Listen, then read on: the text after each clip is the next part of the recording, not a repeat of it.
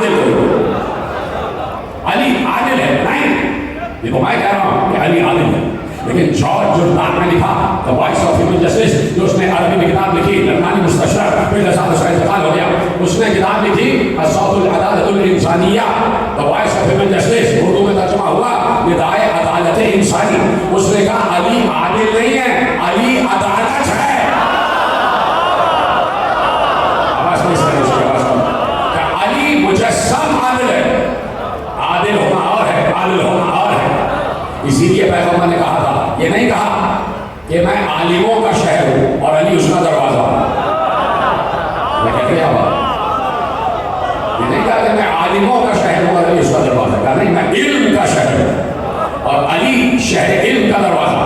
بار بار علی کا تعارف کرا دیا، بار بار علی کا تعارف کرا دیا اور کہہ دیا کہ میرے بات یہ ہے اتحاد امت کی نشانی. اگر امت متحد رہنا چاہتی ہے تو اپنے بعد میں علی کو چھوڑ کر جاؤ. تو جو بھی غدیر سے ڈائیورٹ ہوگا،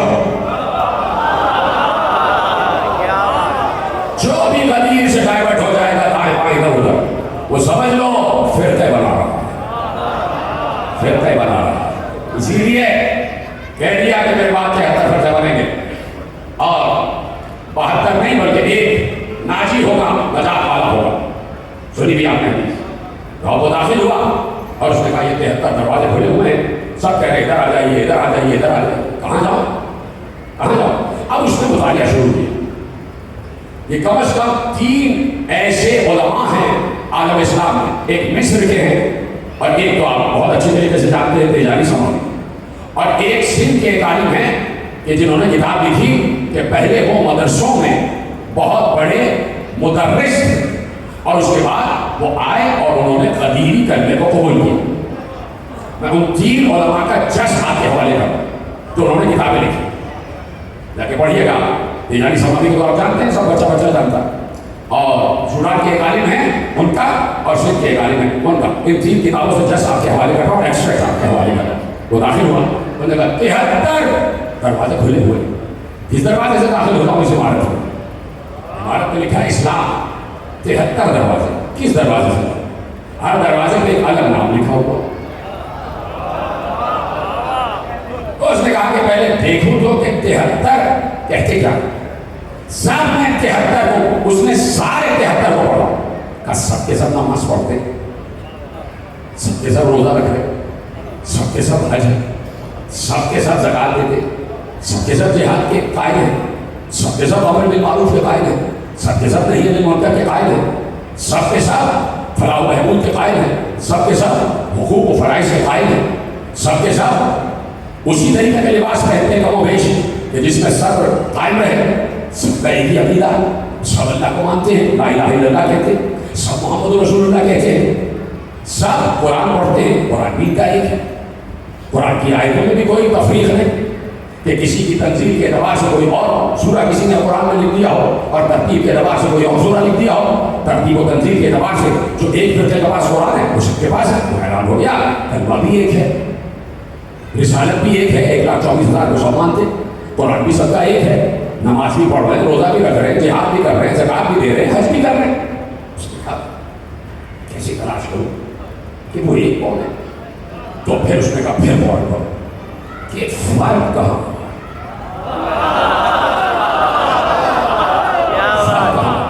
اور کر میرے جملے نہیں ہے. میں پتا چلا آپ کو کہ یہ علماء اہل تسنن تھے کہ جو ادھر داخل ہو گئے اور انہوں نے اپنا سفر لکھا. پھر انہوں نے غور کیا اور جب بہت غور کیا تو ایک بار حیرانی کے عالم میں آنکھیں روشن ہو گئی. گویا راستہ مل گیا، گویا فرق مل گیا. کہ ہمیں فرق اس وقت ملا جب ہم نے سیاستہ میں بھی اور کتب اربعہ میں بھی ایک روایت متفق علیہ پڑھی کہ پیغمبر نے اصحاب سے ارشاد فرمایا، پہلا لفظ کہوں گا سمجھ جاؤ گے میں کیا کہنے جا رہا ہوں. بچپن سے حدیث سن رہے ہو. کہا کہ میں اس وقت مطمئن ہو گیا کہ جب میں نے سیاستہ اور کتب اربعہ میں ایک روایت پڑھی، ایک حدیث پڑھی کہ پیغمبر نے اپنے اصحاب سے خطاب کر کے کہا ماتا ولم یعرف امام زمان ہی ماتا بھی جہاں جاہلیہ. کہا ایک فرق ہے، وہاں امامت نہیں، یہاں امامت ہے.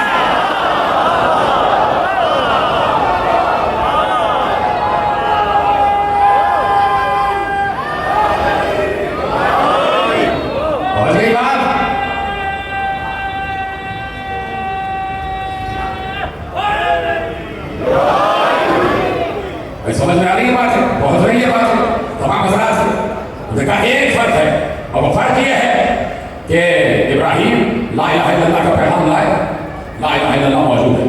ابراہیم خود رسول تھے، نبی تھے، نبوت کا پیغام موجود ہے. لیکن ابراہیم امام بھی تھے. چلیے چھوڑ دیتا ہوں، آپ چپ تو میں بھی یہاں سے بولتے بیٹھتا ہوں اور میں ایک دوسرے کی شکلیں دیکھنا شروع کر دیتا. بتائیے مجھے ایک بات پہنچ رہی ہے، آپ کے چہرے دیکھ کر میں شاد ہو رہا ہوں. شاد یقین مانے ایسے چہرے کھل رہے ہیں. آپ کو اندازہ ہی نہیں کہ آپ کتنے خوبصورت لگ رہے ہیں. میری نگاہ سے دیکھیں آپ، اور ابھی تو آپ ہیں خوبصورت، لیکن میں نے محسوس کیا جیسے کہ کہتا ہوں علی آپ کا چہرہ اور خوبصورت ہے.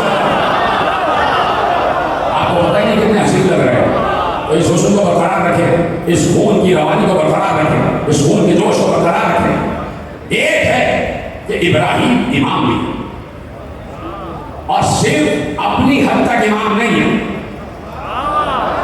ابراہیم نے اللہ سے وعدہ کیا پروردگار میری ذریت میں بھی جائے گی امام. جس میں میرا شادیہ صلی سلام ہے، اس لیے کہ یہ بہت مضبوط بات ہے جو آپ اپنے سے سن رہے ہیں. اس میں سب کو بولنا تھا کہ ابراہیم نے کہا کہ کیا یہ امامت میری ذریت میں جائے گی؟ اللہ نے کہا جائے گی، لیکن ظالموں کے پاس نہیں جائے. شاید اللہ نے لگا دی ظالموں کے پاس نہیں جائے. اللہ اشارے کرتا، اس لیے کہ اللہ اگر کھل کے بیان کر دے. کسی بہت بڑے عالم سے پوچھا گیا کہ یہ بتائیے کہ اللہ کو کیا مسئلہ تھا؟ سب کے نام لکھ دیتا، پہلا محمد، دوسرا علی، فاطمہ، حسن، حسین، یہ سب کے نام لکھ دیتا. حالانکہ آیتوں میں کہیں نہ کسی امام کا نام چھپا ہوا. اس میں ایک نام آپ کے حوالے کرتا ہوں. قرآن میں سورہ مریم میں اللہ شاہ فرمایا پھر کر. اب سمجھیے اور بتائیے گا کہ اس میں کس امام کا نام؟ آیت پڑھنے کا آپ بتائیے گا اس میں کس امام کا نام؟ تلک الجنۃ التي نورثها من كان تقيا.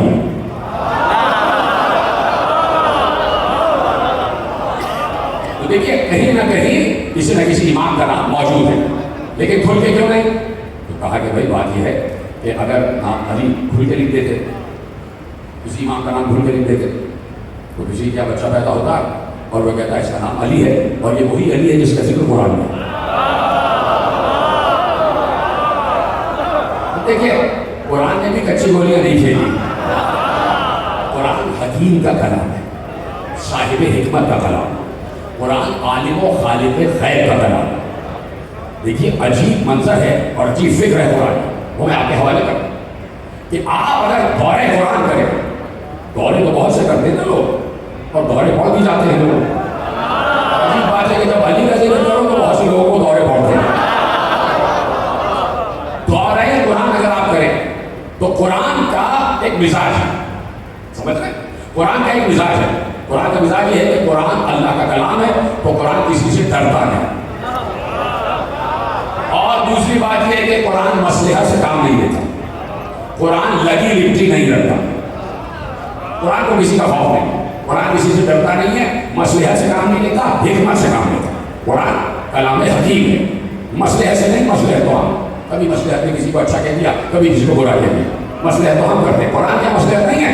قرآن کیا جو اچھا ہے وہ اچھا ہے، اور ڈرتے کی چوٹ پر نام لیتا ہے.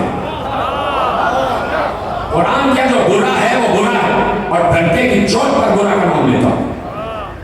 یہ آپ کو قرآن پڑھے ہوئے ہیں. قرآن نے اچھائی میں جب ذکر کیا تو نام لے کے ذکر کیا. قرآن نے برائی میں جن کا ذکر کیا تو نام لے کے ذکر کیا. اچھائی میں آدم کا نام لے کے ذکر کیا، برائی میں شیطان کا نام لے کے ذکر کیا، اچھائی میں نوح کا نام لے کے ذکر کیا. تاکہ یہ جملہ سمجھنا جو نتیجہ دے رہا. اچھائی میں نوح کا نام لے کے ذکر کیا، برائی میں نوح نبی کی بیویوں کا نام لے کے ذکر کیا، اچھائی میں ابراہیم کا نام لے کے ذکر کیا. پتا نہیں ہے تھوڑا. اچھائی میں ابراہیم کا نام لے کے ذکر کیا، برائی میں دشمنان ابراہیم کا نام لے کے ذکر کیا. اچھائی میں موسیٰ کا نام لے کے ذکر کیا، برائی میں فرعون کا نام لے کے ذکر کیا. اچھائی میں عیسیٰ کا نام لے کے ذکر کیا، برائی میں دشمنان عیسیٰ بنی اسرائیل کا نام لے کے ذکر کیا. لیکن یہی قرآن جیسے ہی منزل رحمت للعالمین تک آیا، تو اس منزل پر قرآن نے نام چھپا لیے، صفات بیان کرنا شروع کر دیا۔ اور سلامت ہے کیسے آپ نے سنا؟ مجھے توقع نہیں تھی کہ آپ ایسے اس کو اصول کریں گے۔ خدا آپ کو شاد و آباد رکھے، آپ کے علم میں اضافہ فرمائے کہ جب رحمت للعالمین کی منزل آئی تو قرآن نے نام چھپا لیے، صفات بیان کر دیے۔ اب صفات بیان کیے تو اچھے صفات بھی بیان کیے اور برے صفات بھی بیان کیے، اور انسانوں کے اوپر چھوڑ دیا کہ جو اچھے صفات پر پورا اترے نام تم لے لینا، جو برے صفات پر پورا اترے نام تم لے لینا۔ ہم نے کہا پروردگار پروردگار پروردگار ذرا صفات تو بیان کر، ذرا صفات تو بیان کر۔ ایک بار قرآن نے سورہ مائدہ میں کہہ دیا، اور اس قرآن کی آیت کی تفسیر پیغمبر نے خیبر میں یہ کہہ کے کری کہ کل علم دوں گا مرد کو کنعان کو فرمان خیر فرمان۔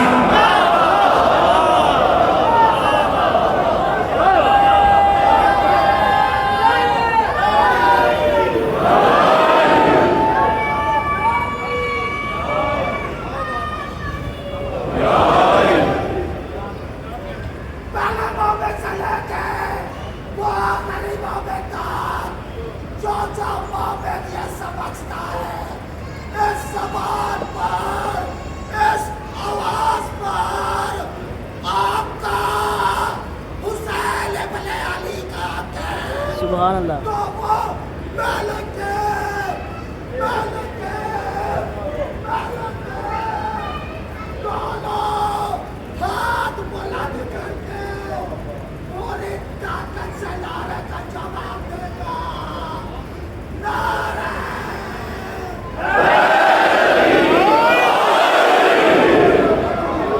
سلامت رہیں آپ، خدا آپ کو شاد و آباد رکھے۔ توجہ فرما رہے ہیں نا؟ میری بات پہنچ رہی ہے؟ تو ابراہیم سے امامت کا آغاز ہو رہا، اور حضرت ابراہیم امام بھی ہیں، اور حضرت ابراہیم نے کہا میری ذریت میں امامت جانی چاہیے۔ اللہ نے صفت بیان کر دی، کہا ظالموں کے پاس نہیں جائے گی۔ اس بات لڑی تھی میں نے، اللہ نے صفت بیان کی کہ یہ امامت ظالموں کے پاس نہیں جائے گی، تو پھر کس کے پاس جائے گی؟ اس کا مطلب ہے ظلم کی ضد عدل ہے، عدل کی ضد ظلم ہے، ٹھیک ہے؟ جب ظالم کے پاس نہیں جائے گی تو اس کا مطلب ہے عادل کے پاس جائے گی، جو صاحبان عدالت ہوں گے ان کے پاس جائے گی، ظالموں کے پاس نہیں جائے گی۔ اور ظالم کی دوسری ضد کیا ہے؟ اور پہلے تو یہ دیکھو کہ ظلم ہے کیا، اساس بات ہے، اور آپ کی سماعتوں پر، آپ کے علم پر، آپ کے مطالعے پر، آپ کے مشاہدے پر مجھے اعتماد ہے، یہ جملہ آپ تک پہنچ جائے گا۔ جب قرآن نے کہہ دیا لا ینال عہد الظالمین، یہ عہدہ ظالموں تک نہیں پہنچے گا، تو اب اللہ سے پوچھا جائے ظلم کیا؟ سمجھیے گا بات، اب آپ کا علم، آپ کا فہم اسٹیک پر لگا ہوا۔ اب امتحان میرا بھی اور آپ کا بھی۔ میرا امتحان یہ کہ میں کیسے پہنچاتا ہوں آپ تک، آپ کا امتحان یہ کہ آپ سمجھ رہے ہیں ہمیں۔ اب دونوں کا معاملہ عجیب و غریب ہو چکا۔ عرض کروں، قرآن نے کہا یہ ظالموں تک عہدہ نہیں پہنچے گا، تو آپ قرآن سے پوچھ لو کہ ظلم ہے کیا؟ ظلم ہے کیا؟ سمجھنا۔ میں نے سورہ لقمان دیکھا تو سورہ لقمان میں اللہ نے کہا ان الشرک لظلم عظیم، شرک سب سے بڑا ظلم ہے۔ یعنی اللہ نے کہہ دیا جو اپنی زندگی کے ایک لمحے میں بھی مشرک رہا ہو وہ امام نہیں ہو سکتا۔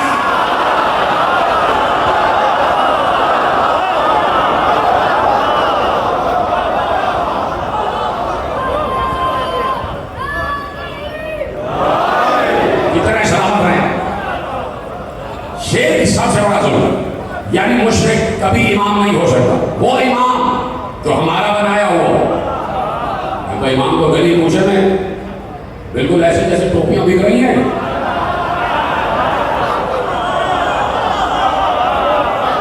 وہ امام جو ہمارا بنایا ہو، جو ابراہیم کے تسلسل والا امام ہو، وہ مشرک کبھی نہیں ہوگا کہ تم کہو کہ 40 سال بعد آ گئے، آ تو گئے، 60 سال بعد آ گئے، آ تو گئے، ارے آ تو گئے لیکن امامت نہیں ملے گی۔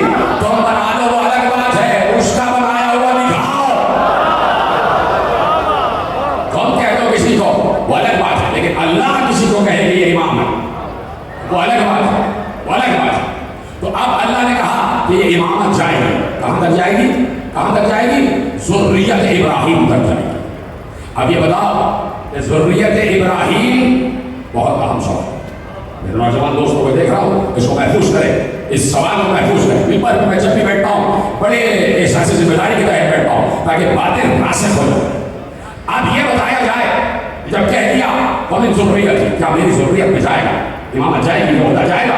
اللہ نے کہا جائے گا، لیکن ظالموں کے پاس نہیں جائے گا۔ جائے گا، ظالموں کے پاس نہیں جائے گا۔ اب پوچھنا یہ ہے کہ کیا آج ذریت ابراہیم ہے یا ختم ہو گئی؟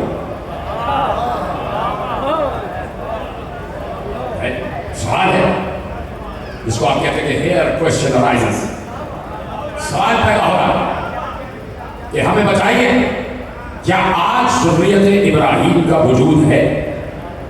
اگر کوئی کہے کہ نہیں ہے تو پھر وہ درود ابراہیمی پڑھنا چھوڑ دے۔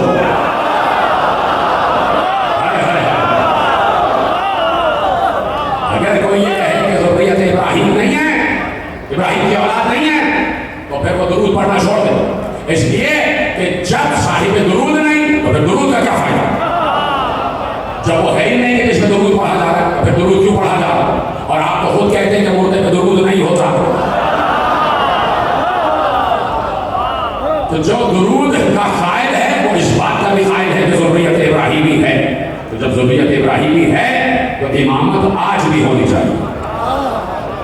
میں نے ہلکے سے کہہ دیا تھا، آپ نے بھی ہلکے سے سنا، کہہ دیا کہ ذریت ابراہیمی میں امامت جائے گی۔ تو جب تک درود ہے تب تک ذریت ابراہیمی ہے، اور جب تک ذریت ابراہیمی ہے امامت ماننا پڑے گی، امامت ماننا پڑے گی، امامت ماننا پڑے گی۔ ہوتا ہے میں جان بوجھ کر، جب تک ذریت ابراہیمی ہے امامت تسلیم کرنا پڑے گا۔ اب سوال کرتا ہوں، وقت ہے میرے پاس، سوال کرتا ہوں، حضرت آپ جواب کیجیے گا ہاں ہوں جیسے بھی ہاتھ اٹھا کے، آپ کو جواب معلوم ہے، مشکل بات نہیں۔ حضرت ابراہیم نبی تھے، حضرت ابراہیم رسول تھے، حضرت ابراہیم عبد تھے، حضرت ابراہیم خلیل تھے، حضرت ابراہیم امام تھے، ٹھیک ہے؟ یہ سارے عہدے ذریت ابراہیم کی جانت ہے۔ رسول مصطفیٰ ابراہیم سے افضل ہیں؟ سلامت رہے، کوئی ایسا بات نہیں کر سکتا جیسے آپ لوگ ہیں کہ جو بولنا جانتے ہیں۔ دیکھو جو فیڈرل منسٹر زیڈی بھٹو کے دور میں گزرے مولانا کوثر نیازی، تو وہ ایک کانفرنس میں تقریر کر رہے تھے، اور وہ کانفرنس جناب سید عالمین صلی اللہ علیہ کے حوالے سے تھی، جنت البقیع کے حوالے سے۔ تو اس میں وہ تقریر ان کی آج بھی بازار میں موجود ہے۔ تو تقریر کرتے کرتے انہوں نے کہا کہ جب میں کبھی اپنے مذہبوں میں تقریر کرتا ہوں تو لگتا ہے قبرستان میں تقریر کرتا ہوں، اور جب کبھی علی والوں میں تقریر کرتا ہوں تو لگتا ہے زندوں میں تقریر کرتا ہوں۔ یہ ان کا جملہ مولانا کوثر نیازی کا، میں نے کوٹ اور کوٹ کر دیا، تو یہ شاندار لمحہ بیٹھا ہوا ہے۔ تو ہمارے نبی مصطفیٰ ابراہیم سے افضل ہے، بالکل اس سے کسی کو انکار نہیں ہے۔ 73 کے 73 فرقے اس بات پر متفق ہیں کہ ہمارا نبی افضل الانبیاء، جب افضل الانبیاء ہے تو افضل ابراہیم ہے۔ تو جب افضل ابراہیم ہے تو یہ کیسے ہو سکتا ہے کہ ابراہیم تو امام ہو اور مصطفیٰ امام نہ ہو؟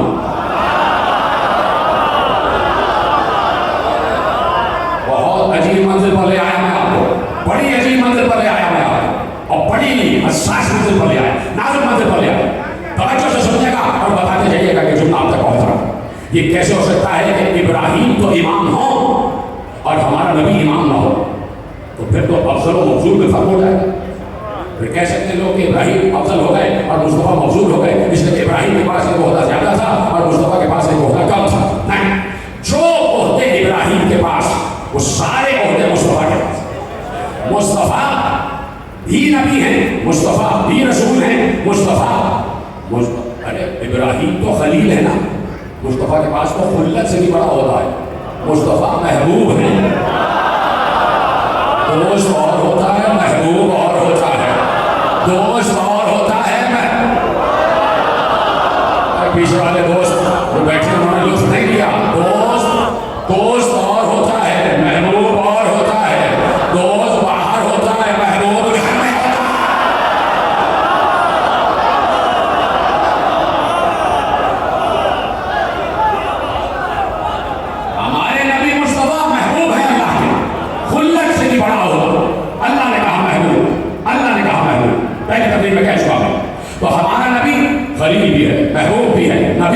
رسول بھی ہے، امی بھی ہے، عربی بھی ہے، مدنی بھی ہے، مکی بھی ہے، ہاشمی بھی ہے، قریشی بھی ہے۔ اور بتا دوں حسنین کا نانا بھی ہے، زہرا کا بابا بھی ہے، علی کا بھائی بھی ہے، ابو طالب کا بھتیجا بھی ہے۔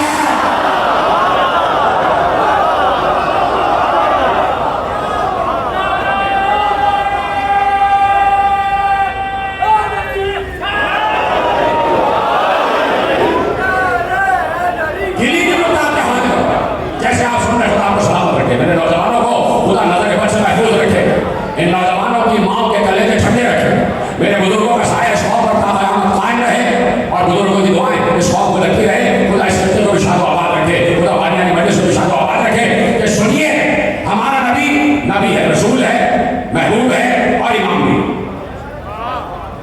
پیغمبر اس دنیا سے چلے گئے جانے والے، اور جاتے جاتے کہہ گئے میرے بعد کوئی نبی نہیں آئے گا، میں خاتم الانبیاء ہوں، میں خاتم النبیین ہوں، مجھ پر نبوت ختم ہو گئی۔ جب نبوت ختم ہوئی تو رسالت بھی ختم ہو گئی، مجھ پر نبوت ختم، ہمارا نبی خاتم النبیین ہے، اور جو نبی کو خاتم نبوت نہیں مانتا وہ دائرہ اسلام سے خارج ہے۔ ہمارا نبی خاتم نبوت ہے تو کہیں یہ بات دکھا دو کہ ہمارے نبی کے پاس نبوت کا عہدہ تھا اور نبوت ختم ہو گئی ہمارے نبی پر، تو ہمارا نبی امام بھی تو تھا، کہیں دکھاؤ کہ مصطفیٰ پر امامت بھی ختم ہو گئی ہو، خاتم الامامت ہو۔ ارے اس وقت ہم کہتے کہ خاتم الامامت ہے ہمارا نبی، اگر پیغمبر نے من کن تو مولا نہ کہا ہوتا۔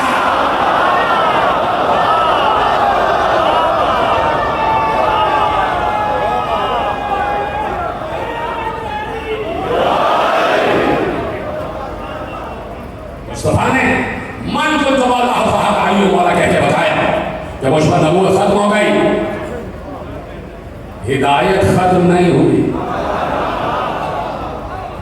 مصطفیٰ پر نبوت ختم ہے، ہدایت کا سلسلہ چلے گا، اس لیے کہ جب تک ایک انسان سچا نہ ہو جائے۔ چپ ہو گیا بھائی، ہدایت کس لیے آتی رہی، ہادی کس لیے آتے رہے، 1,24,000 کس لیے آئے؟ اس لیے کہ لوگ گناہوں کے دلدل میں پھنسے ہوئے، جھوٹ بول رہے ہیں، چوری کر رہے ہیں، ڈاکہ ڈال رہے ہیں، قتل کر رہے ہیں، بددیانتی کر رہے ہیں، حرام کاری کر رہے ہیں، یہ سب کام کر رہے ہیں۔ تو اس لیے نبی آتے کہ سچ بولو، دیانتداری کرو، ڈاکے نہ ڈالو، چوری نہ کرو، قافلوں کو نہ لوٹو، یہ سب کرتے رہے، اس لیے تو کہا اب پیغمبر جا رہے اس دنیا سے، چلے گئے، اللہ نے کہا ان کے بعد کوئی نبی نہیں آیا۔ وہ ہونا کیا چاہیے تھا کہ اس وقت ختم نبوت ہوتی کہ جب سب کے سب سچے ہو جاتے کہ اے نبی اب ہدایت ختم ہو گئی، اس لیے کہ سارے کے سارے سچ بول رہے ہیں۔ جبکہ ہم نے دیکھا کہ پیغمبر اس دنیا سے جا رہے ہیں تو مدینے ہی کے آؤٹ اسکرٹس میں عیسائی قبائل بھی موجود تھے، یہودی قبائل بھی موجود تھے، یعنی شرک بھی موجود تھا، اور یقیناً مشرک جو ہے وہ جھوٹ بولتا، تو جھوٹ بھی موجود تھا، کچھ بددیانتی بھی موجود تھی، چوری چکاری بھی موجود تھی، لوٹ مار بھی موجود تھی، کچھ بغاوت کو قبضے بھی کیے چلے جا رہے تھے۔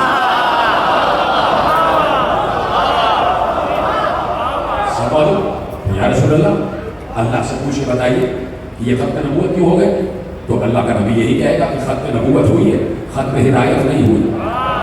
فرق یہ ہے کہ مجھ پر نبوت ختم ہو گئی، اور آج تک نبوت کے تحت ہدایت ہو رہی تھی، اور بعد قدیر امامت کے تحت ہدایت ہے، ہدایت کے تحت امامت جائے۔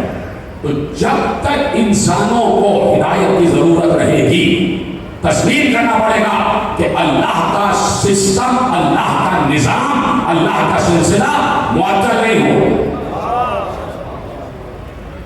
نتیجہ آپ کے حوالے کر رہا ہوں، یہ جو من کنت مولا فہد علی مولا کہا ہے، آپ اپنے بچپن سے، کوئی اگر 80 برس کے بزرگ بیٹھے ہیں وہ 80 برس سے یہ جملہ سن رہے ہیں، اگر کوئی 20 برس کا جوان ہے وہ 20 برس سے یہ جملہ سن رہا ہے کہ نبی من کنت مولا فہد علی مولا کہا۔ یہ ہمارے لوح قلب پر یہ نقش ہے، یہ جملہ ہماری پہچان ہے۔ یہ جملہ کوئی ایسا نہیں ہے کہ جو اس سے درگزر کر رہا ہو، نہ بدل ہو، نہیں، سب کو معلوم ہے۔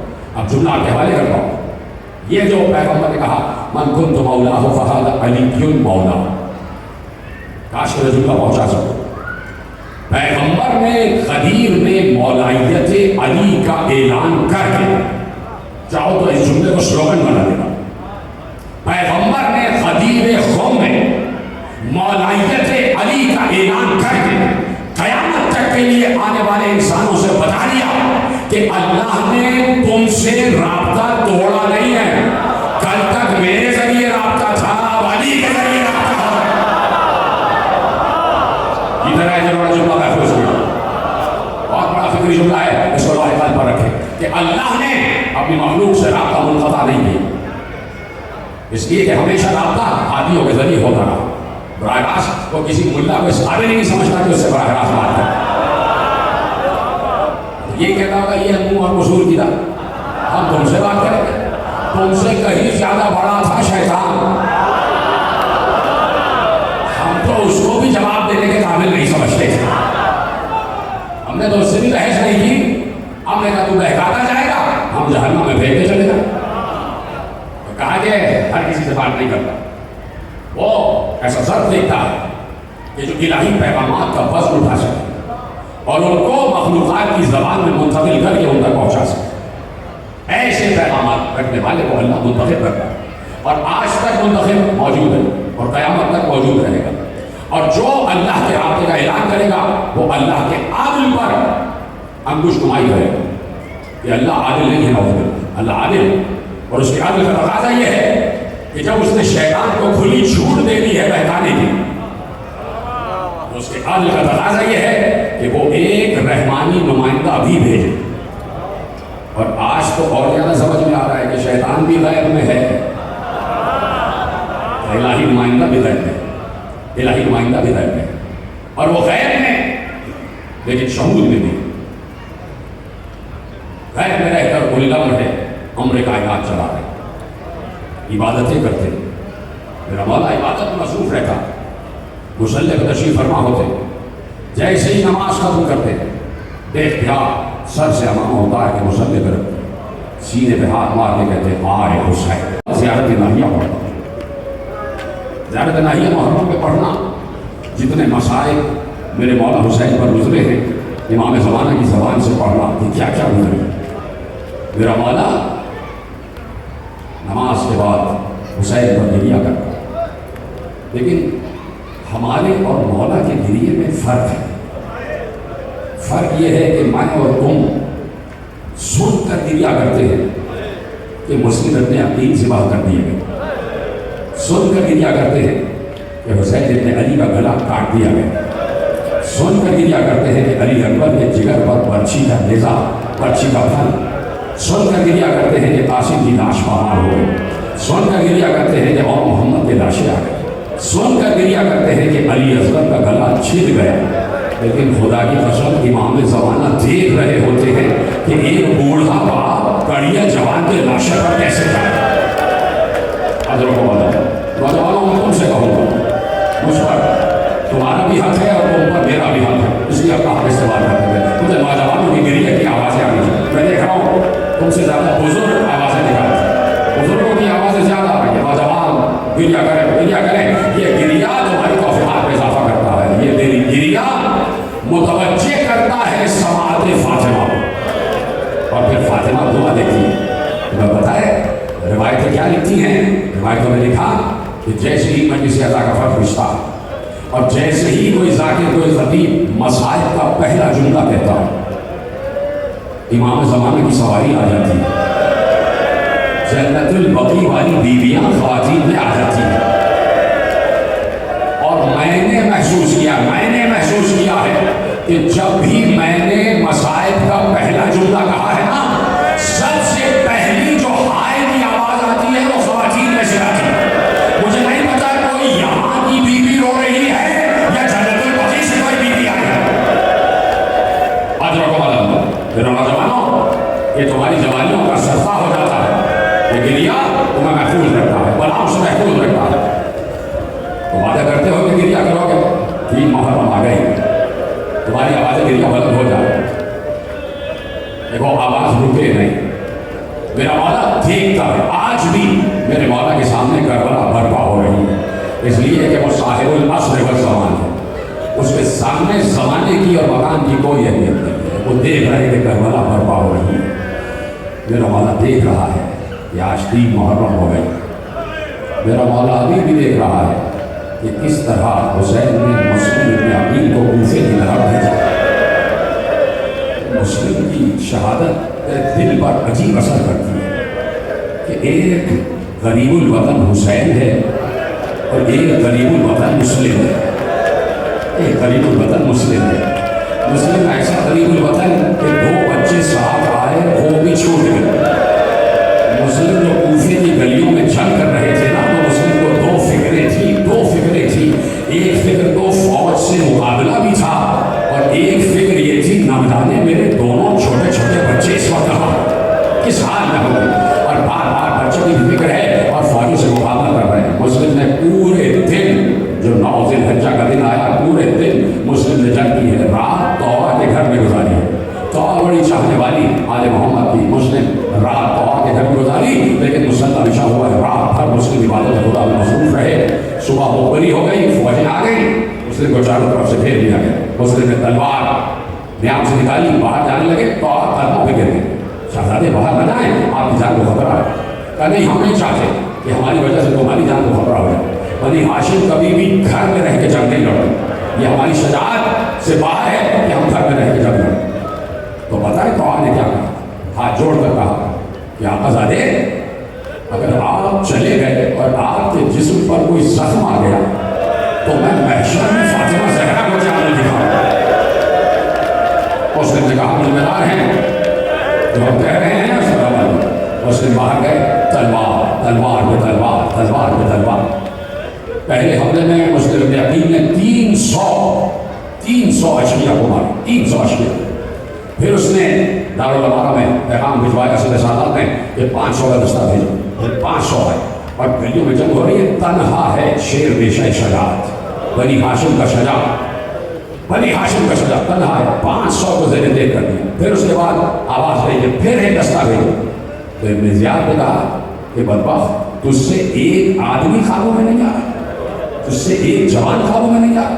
تو یہاں سے صدر سالار نے کہا کہ جاؤ ابن زیاد سے کہنا یہ کوفے کے کسی بنی وقال سے جنگ نہیں ہو رہی ہے, یہ بنی ہاشم کے جوان سے جنگ ہو رہی ہے, یہ علی کے بیٹوں سے جنگ ہو رہی ہے, یہ علی کے شاگرد سے جنگ ہو رہی ہے, یہ علی کے داماد سے جنگ ہو رہی ہے. مسلم قابو میں نہ آئے. قابو میں نہ آئے تو ایک بار گڑھا کھودا گیا. گڑھے کو خس و خاشاک سے پر کر دیا گیا. اس میں نوکیلی اینٹیں ڈال دی گئی, اس کو اوپر سے گھاس رکھ دی گئی. مسلم پر حملہ کرتے کرتے کرتے کرتے مسلم کو دھکیلتے تو اس طرف لے گئے. بس ختم ہو گئی گفتگو. جس کو رونا آتا ہے وہ روئے گا. میں بار بار نہیں کہنا چاہتا کہ آپ کی شان میں گستاخی ہوگی, بس تمہیں خود گریہ کرنا ہے. آئی ہی اس لیے ہو. فضائل تو بس یہ ہے کہ اس لیے بتائے جاتے ہیں کہ ان کا مرتبہ یہ ہے, جن پر یہ ظلم ہوئے ہیں ان کا مرتبہ یہ ہے.